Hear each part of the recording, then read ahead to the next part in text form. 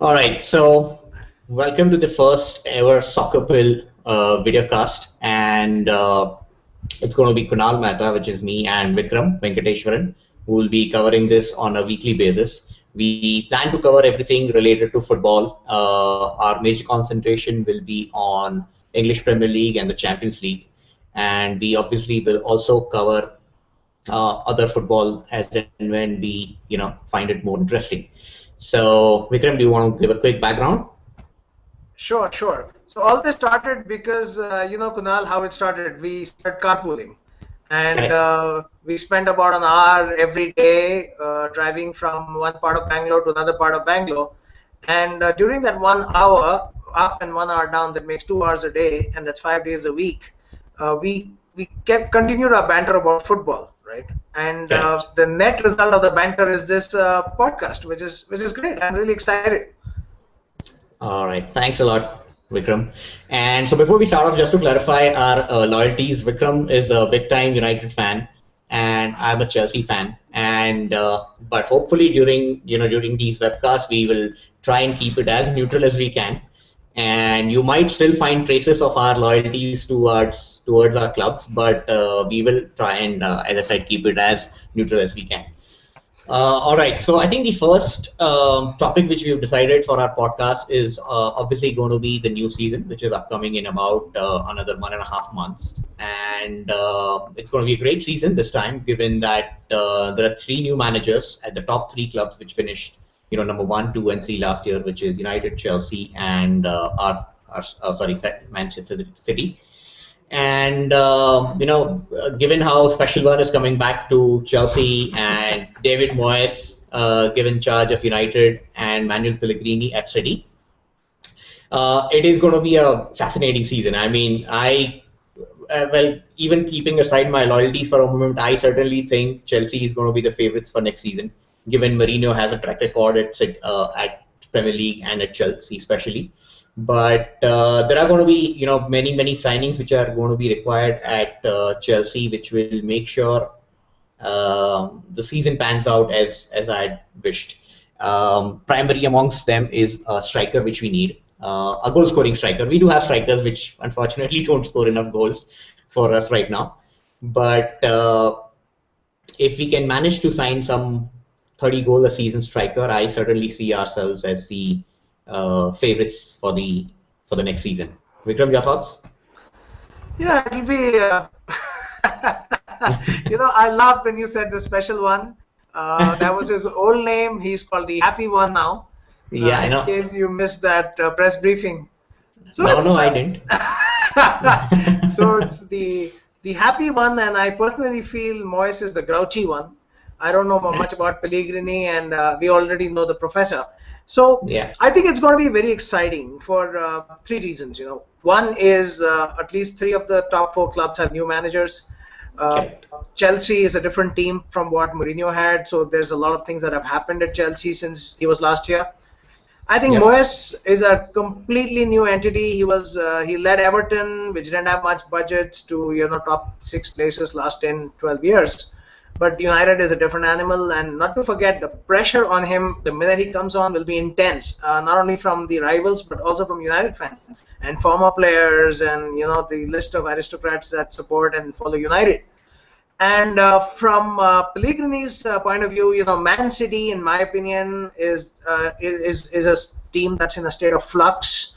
Hmm. They've lost some key players this season, and I haven't honestly seen much of Malaga. I know they play attacking football, but English Premier League is definitely faster than the Spanish league. So I don't know. There are four managers. Three of them are new. One is old. Uh, Right. Definitely, one of the teams is going to be brand new, right? I mean, there's going to be a lot of changes in Arsenal as well. Uh, Correct.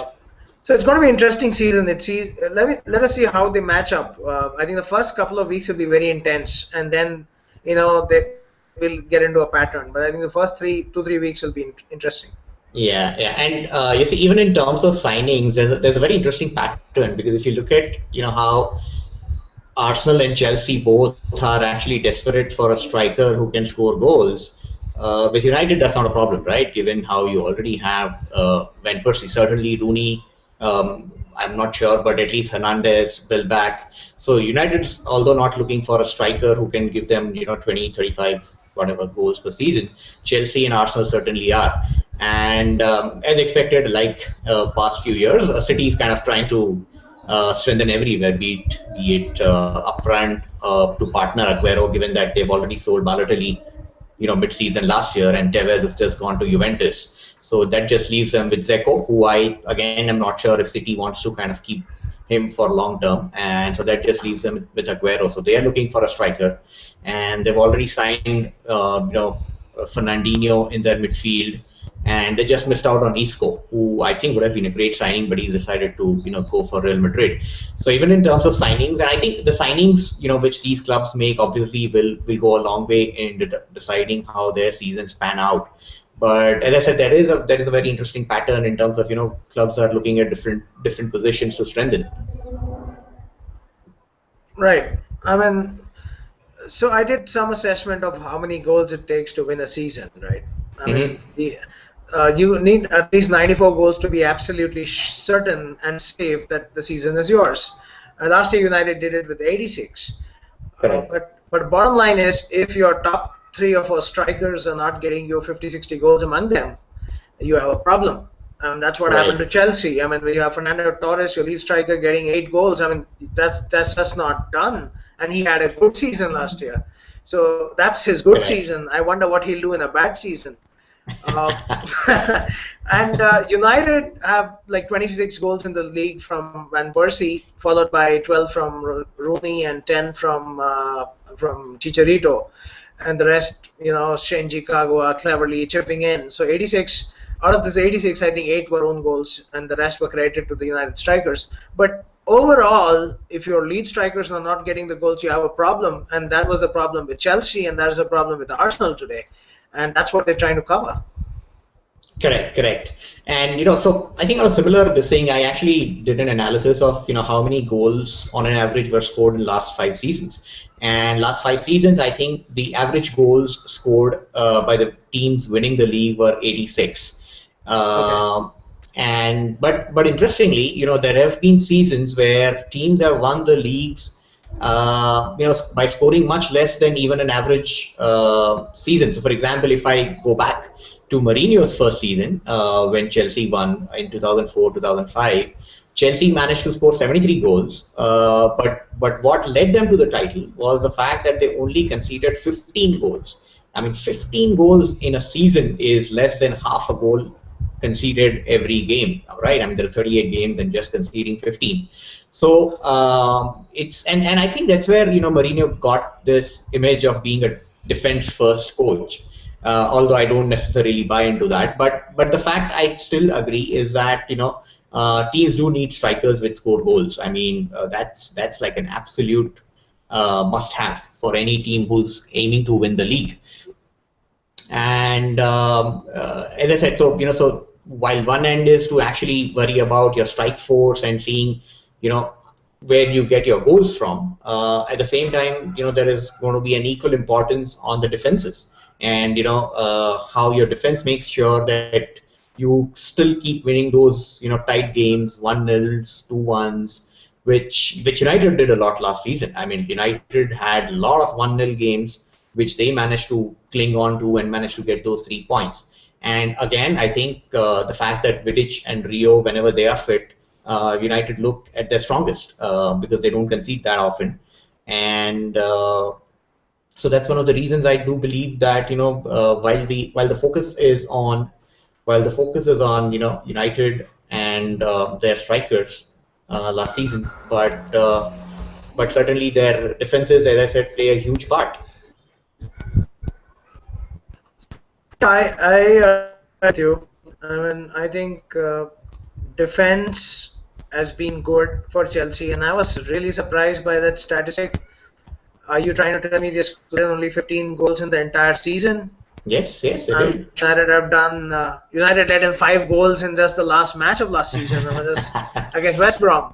Correct. Uh, so, so I think United is not going to go defensive. I mean, that's not a strategy that has worked in the past. It may not be the philosophy that the club plays with. Correct. But Chelsea also has a distinction of scoring 105 goals a season, right? I mean, that's the Oh same team yes. under the same Yes. manager. Yep. Yeah, so conceding 15 and you won with 105. So strikers definitely the problem for the top two, and maybe City now as well. So if they're not going to score, they're going to have a problem. And I think unless and until Arsenal, Chelsea, and Man City sort out the striker issue, the season may be over right before it began. Correct. And so while I don't know. I think we might, given that we're closing this in next few minutes, it will be interesting to see. I don't. I think it will be difficult to predict at this stage in terms of who will finish where. But if I had to ask you one signing which you are absolutely desperate to make as a United fan, what will that be? Cristiano Ronaldo. It's as simple as that. I mean, so because he gives you three options. He can score, he Hmm. can assist, and he can fall in the penalty box. I mean, let's not count that out. He's light on his feet, so the defenders often have the habit of because he sidesteps a lot, and you end Correct. up on the wrong side of him. And if you're a burly defender, something like a Vincent Company, you will end up tripping him, uh, Correct. and that gives you a penalty option. So Ronaldo is a threat. I mean, he's a threat to any team he plays against. And with United, if United managed to bring Ronaldo,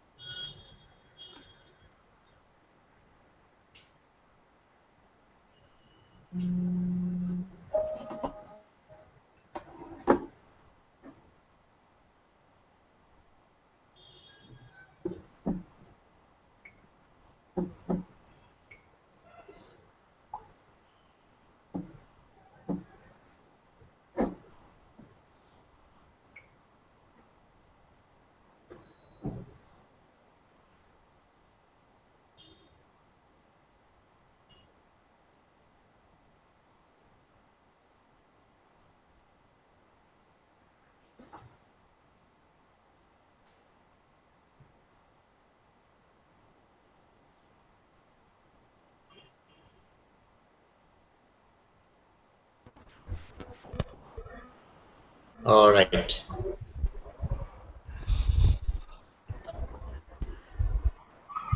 so what are your predictions for the season? Just give me a second. Yes, again, I think it will be difficult to predict, right now in terms of who will finish where, given that I still expect clubs to go on and sign some few players. But I certainly can tell you in terms of if there's one guy who I desperately want Chelsea to sign, and it has to be Edinson Cavani, given the fact that he can score goals. Given his record, I think last 3 seasons he scored 33, 33, and 38 goals. So that's about 35 a season. So that tells me that he's a certain goal scorer, and that's what I think Chelsea's been missing since Drogba went away. We've had about 1.5 seasons with Torres, but it hasn't unfortunately panned out the way it should have, given the fact that we still paid 50 million for him. But if it is one signing, it will certainly be Edinson Cavani that I would expect Chelsea to make. Yeah, I think Cavani is an interesting person, but I have a feeling he's not coming to Chelsea. And you expect him to join. So good luck finding another striker. I think he'll go to Real Madrid. That's my feeling. I mean, everybody loves Real Madrid. But I heard some news today, just this morning, that Rooney is not interested in having intense discussion with David Moyes. He says he'll talk to him off on the training pitch. He says he just asked Sir Alex for more time to play on the field, and Sir he never given a verbal transfer request. So looks like that storm is brewing over, and we must thank the extended Rooney family, because with two young kids and a wife who's used to life in Liverpool, they really didn't want to shift to Europe. I think his wife got scared of the entire Beckham thing, the Beckham Yeah, Victoria, yeah, the Rebecca Lewis thing, correct, and also he has two small kids. And Rooney, in his own words, Rooney felt going to another EPL team was a step down because United were the champions. You don't need the correct, champions to go for number two. right. So I think Rooney is here to stay. I think that will put an end to the Lewandowski saga. But I think CR is still on, and that is something that they are trying to get sorted out somehow. All right, all right. So yeah, it'll be interesting season, and we'll be back hopefully next week to discuss something more and something more interesting. And I think so for now we're gonna call it quits till we see you next week. Thank you so much, Vikram. Go United!